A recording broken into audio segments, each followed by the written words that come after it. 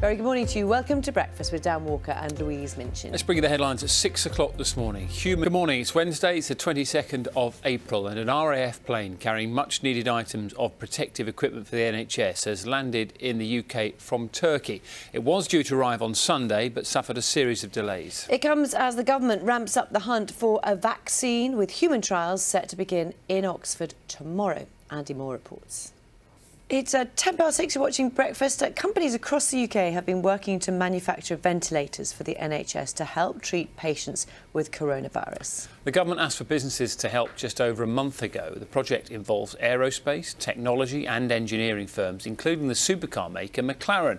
Well, our business correspondent Theo Leggett has this report. Have you seen Tiger King yet? I've seen some of Tiger King. Have you seen the whole thing? Yeah, I've watched You're so funny. I've even watched it. There's a new little bonus episode at the end where they go through all the I can most of the see characters. why people are drawn into it. It's the most watched documentary in history, somebody was saying. Is it really? Yeah, it's because I suppose the lockdown does help all of that. But it is fascinating. They spoke to all the characters apart from Carol Baskin. Interesting. Anyway, on to more important things. It's 12 minutes past 6 and Germany's handling of the corona crisis. Early mass testing and an effective lockdown has been the focus of international attention. Now the world is watching as authorities begin to gradually ease some of those restrictions. The country is relying on more testing and contact tracing to keep the outbreak under control. Our Berlin correspondent Jenny Hill sent this report. Tony's a little bit more difficult because I speak to Tony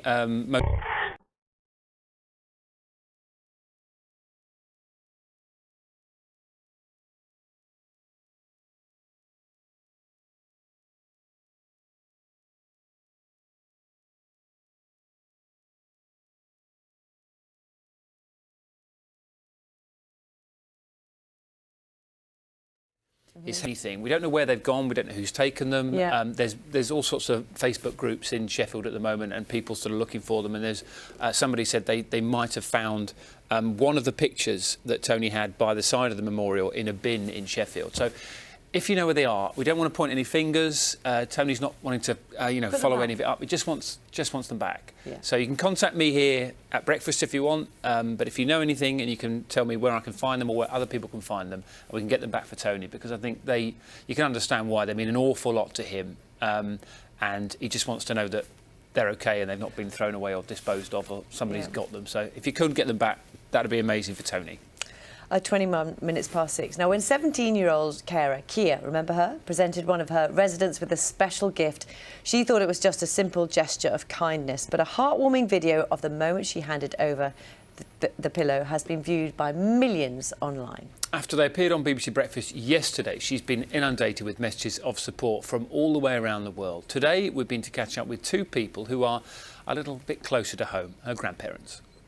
Of you sent messages, thank you, yesterday about Kia. I mean, she's just absolutely brilliant, and it's 17, pretty young to be taking on responsibilities like that. So good on her. It's a lovely sort of friendship, isn't it, between a 17-year-old and a 94-year-old, and that sort of cross-generational friendship is beautiful to see, and it's made an impact because millions and millions of people have not only watched it but commented on it and said what a lovely story it is.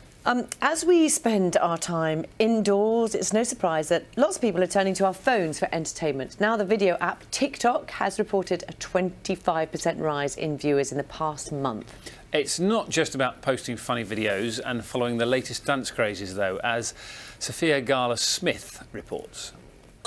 They're just, some of those are just, you just can't stop watching. It's a bit too addictive, isn't it? Yeah. I'm an observer, that's as far as I go. I totally agree. 28 minutes past 6, and I've just had a sneak preview at some of Carol's forecast, and there are some warm temperatures on the way, aren't there? Morning. They certainly are. Thank you very much for that, Carol. Very glad to hear that, Carol. Thank you very much.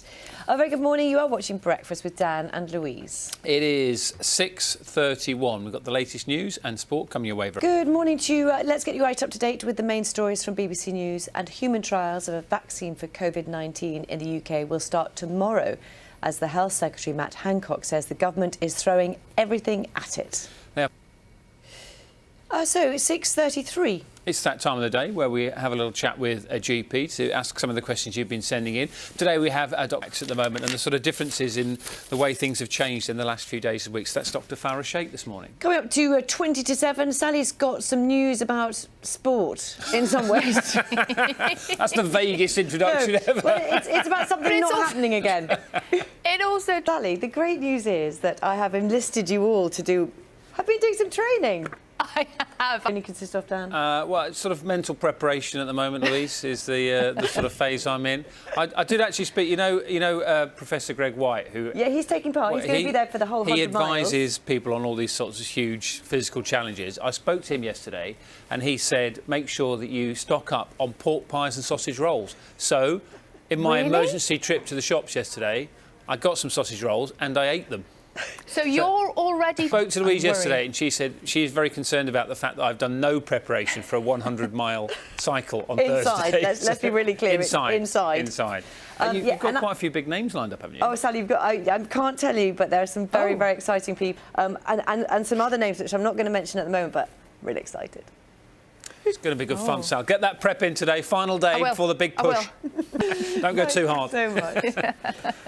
6:46. Holiday companies are being accused of breaking the law by refusing refunds for trips that have been cancelled because of the coronavirus outbreak. This is what Nina is looking at for us today. I love the virtual commitment ceremony. That's fantastic. As well. So what do you do if your holiday's been cancelled?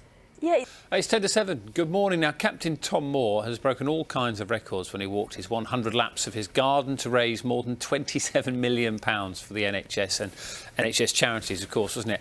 And in just over a week's time, he will hit another rather remarkable milestone.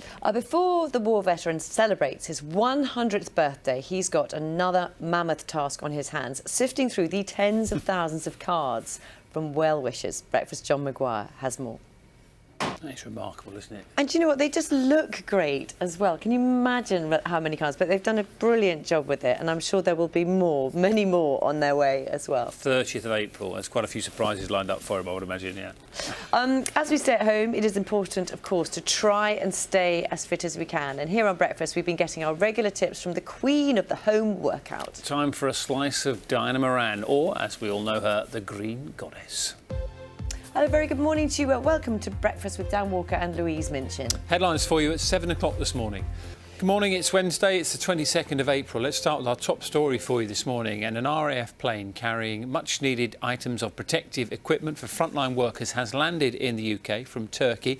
It was due to arrive on Sunday, but there have been a series of delays. It comes as the government ramps up the hunt for a vaccine, with human trials set to begin in Oxford tomorrow. Andy Moore reports.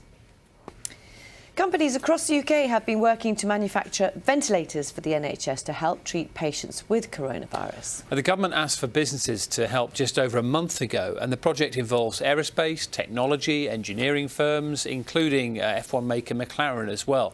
Our business correspondent Theo Leggett has this report.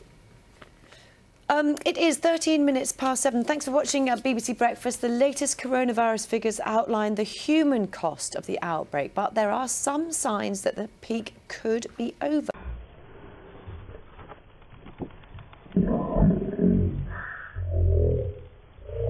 About the picture in care homes, let's find that out from Sam Monaghan. Sam, I know you're listening very carefully to the professor there. Do you feel now we are including care home figures, or some of those care home figures, there is a clearer picture of what you have been experiencing in care homes, and those figures suggest from your experience and what you're seeing? Of course, because we know that people who have worked, are you getting, for the people in work, the ones you know about, getting the personal protective equipment that they need? Carol, you don't need to. Oh my goodness! See, when you say something like to the west of London, it's early. Well, it's early in the morning, isn't it? People will forgive you anything, Carol. Yeah. Don't you worry about that. See you later. Thank and if they don't, I'll have them. Thank you. Thanks, Carol. Thank you. Just after 7:30, you are watching Breakfast with Dan and Louise. The main stories for you this morning. An RAF plane carrying personal protective equipment for health workers has landed in the UK after days of delay. It's just gone 7:30. We've got the Care Minister, Helen Whately, coming up for you shortly. But before we speak to her, let's bring you this news, because you'll have seen this week his colleagues described him as the father of the emergency department, who was widely respected across the NHS. Sadly, earlier this week, Manjit Singh Riat died after being diagnosed with coronavirus. Yes, he was the UK's first Sikh A&E consultant and worked at the Royal Derby Hospital. We can speak now to his friend, met him. I met Minchin. Family, also his colleagues as well, who are working in the kind of environment we know they're all working at the moment. Melbourne this morning on breakfast. And actually, right now we're going to speak to the Care Minister, Helen Whately, who joins her. It's 10 minutes to 8. Thanks for being with us on breakfast. Just to know, we'll be speaking to the Shadow Health Minister, Jonathan Ashworth, at about 8:30 this morning, won't we? But Sally's also been looking at potential plans, Sal. Well, UEFA haven't been talking about what might happen to some leagues across Europe. I'm staggered. So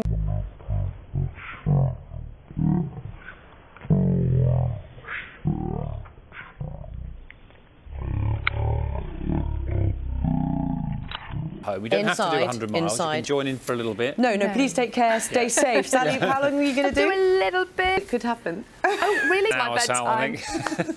think. Thank you so much. See you later. You're donating £1 for every mile I do. I'm going to up it. I'm going to donate £1 for every mile you cycle and for every mile that Sally cycles.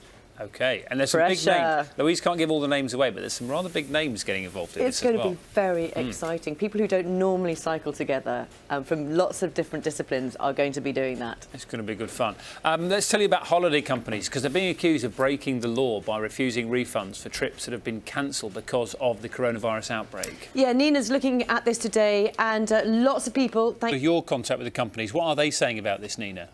Well, some nice weather on the way. Carol can tell us all about it. Morning, Carol. good morning, everybody. We've got Lovely relationship, isn't it? That? Absolutely lovely. And she's 17. She's doing an incredible job. It's nice to celebrate people as well, isn't it? Yeah, her entire family, as her grandparents were, they should be incredibly proud of her. I think maybe seeing Ken on the TV yesterday has prompted quite a few people to ask about Terence, who we spent a bit of time with at Christmas, and also Tony as well. Terence is doing OK. He's been well looked after by friends, new friends, some of those, and by his neighbours, and also Age UK Oldham. On the Tony side of things, I speak to Tony most weeks. I spoke to him yesterday, and he's in a bit... please feel free to get in contact with me here. We're not looking to follow up on anything. We don't want to sort of point fingers at anybody. All we want to do is try and get that stuff back to Tony, because it does mean an awful lot to him. So let us know if you hear anything, if you know anything. You know, try and get it back to the memorial. I think being able to get even some of that back would make a huge difference to Tony, particularly at the moment. He's fit, he's healthy, he's staying at home as much as he can, but I think this has had a big impact on him. So please help if you can. It's 11 minutes past 8. Do get in touch with Dan, as he says. As Parliament reconvened yesterday with limited numbers in the House of Commons, the government faced more criticism over the supply of PPE to health workers. Well, the Labour leader, Sir Keir Starmer, said something had clearly gone wrong in the supply of gowns, masks and other potentially life-saving kit. Let's speak now, as we promised, to the Shadow. Captain Tom Moore broke all kinds of records when he walked the 100 laps of his garden to raise, and sometimes it's not even worth mentioning the money, is it? Because it's so much, not worth it, but it goes up all the time. It's crazy amounts. It's over £27 million for the NHS at the moment. In just over a week's time, he's going to hit another really important milestone. But before the war veteran celebrates his 100th birthday, he's got another mammoth task on his hands. Somehow trying to sift through the tens of thousands of cards that he's receiving from well-wishers. John Maguire has been taking a look at the pile. £1,000, that was his target. Yeah, he appeared on Breakfast on Good Friday, and also he might be #1 at the weekend as well with Michael Ball. Crazy times. Carol, we live in amazing times, Carol, and there's going to be some warmth on the way, isn't there? Morning. That's right. Numbers there, You Carol. said no ice age. Thank you. Thanks very much, Carol. It's coming up to 8:30. You're watching Breakfast with Dan and Louise. And now, an RAF plane carrying personal protective equipment for health workers has landed in the UK. This is after a few days of delays. Oh, well, let's speak now to Professor Robin Shattuck, who is... That's important work, isn't it? The world is waiting and there've for been people volunteering expertise as well. You know, thanks to all of them who are doing that too. Yeah, as everyone has said this morning, and all those who we've asked about the vaccine, it's a complete and utter game changer, isn't it? Once that does become available. And the speed at which it's never been seen. Lots of you have been getting in touch this morning. Thank you so much about the news that holiday companies, some of them, are being accused of breaking the law because they're refusing refunds for trips. All those questions, hopefully Nina has been working her way through some of those and will be able to... company goes bust. Where do you then stand? Yeah, we've had... Nina, this is from Elizabeth and her husband. They're in their 70s. Their trip to Corfu's been cancelled. They're being offered a credit note for future flights within 3 to lose the money. Should they take the note? It's really tricky. Thank you for answering those questions, Nina. Yeah, thank you. And thank you to everybody who sent those in. It's clearly one of those issues which is on a lot of people's minds at the moment. Thanks, Nina. Yeah. For many of us at the moment, our one exercise each day is a much-needed chance to clear out the cobwebs and get outdoors, but it can be difficult to keep social distance and ensure that everyone stays safe. Now, there's a US study which suggests that coughs and sneezes can travel much more than the 2 metres that we're recommended to stay apart from everybody. Michael Cowan has this report.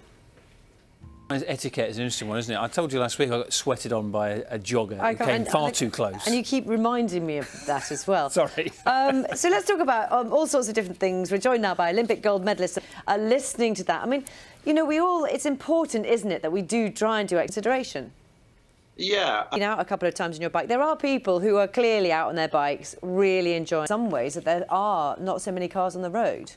This morning, I don't know if you will have seen it, there are reports of drivers. There is caution to be, you know, that is obviously against the law for starters, but there's caution to be taken as well, I suppose. Thank you very much indeed for your time this morning. Thank you. You're welcome. Yeah, really interesting that. And to pick up on what Chris said, I think that maybe at the end of all this, when we're sort of looking back, that the impact that physical activity has on your mental health and how mentally, as a nation, we sort of come out the other side of this is going to be really interesting. I think a big topic of discussion, isn't it? And he does make a good point about, you know, people, you know, walking on the pavement, somebody goes past them like this, then there's a car. You know, we've all got to be very thoughtful as well. Just think of that. Can you remember much about that journey? Question. Yeah, I did. So delighted to see you.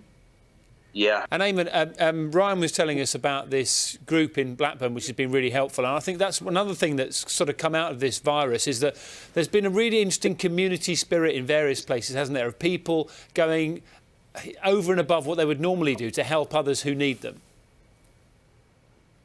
Sorry, I thought you were speaking to Ryan. You know, you are a good Samaritan. Did you have yourself down as a good Samaritan before you did that?